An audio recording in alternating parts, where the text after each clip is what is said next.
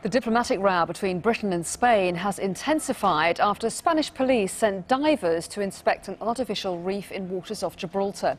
Last month, Gibraltar's government dropped 74 concrete blocks into the sea to create the reef, which it says is to boost marine life. Spain claims the reef is damaging its fishing industry. Well, let's cross now to Jonathan Sacramento, who's a journalist based in Gibraltar. He joins us live via Skype. Jonathan Sacramento, what do you make of these pictures? What do you think this will do to tensions there? It won't improve matters, that's for sure. It's a shame, actually, because in the last few days, we've seen a lot more conciliatory diplomatic language, especially after that press conference that the Spanish Foreign Minister, Mr. Margallo, gave in Spain, where he seemed to make an allusion to the fact that Britain appeared to be wanting to enter into bilateral talks. Now, of course, the Foreign Office and the Gibraltar government said that wasn't true, that they're not willing to enter into bilateral talks. What they're willing to enter in is what they're describing as ad hoc talks involving all the relevant parties. So we've been seeing over the last few days some more conciliatory language, signs perhaps that all parties have been open to dialogue. The Gibraltar government itself issued a very conciliatory statement the other day, suggesting that it's been keen to reopen the trilateral forum for dialogue.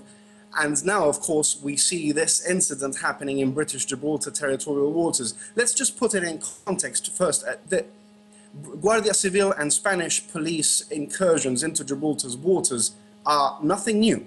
They've been happening, the incidents have been repeatedly happening over the last year, perhaps even before then.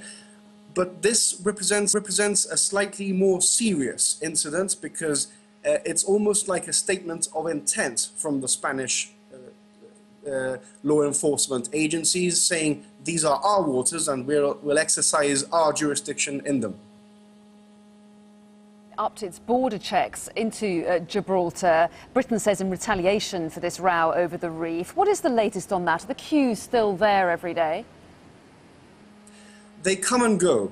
They come and go. It seems almost as if the key to, or the intention behind the queues is to cause as much disruption as possible, and the best way that they can do that is by being as unpredictable as possible. So if you are, for example, a businessman who has business links across the border, if you're a cross-border worker who has to come into work every day and you want to establish what the best time to cross is, you can't do that because the border queues, the border checks are very unpredictable.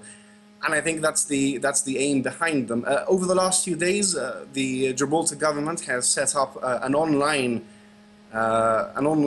complaints procedure so that citizens from anywhere, anyone who's been affected by the border queues, be they Gibraltarian, be they a tourist or a Spanish worker, or anyone who has been adversely affected by the border queues can complain directly to the Gibraltar government by going onto the Gibraltar government's website, and they are creating databases, statistics to put before complaints before the European Commission.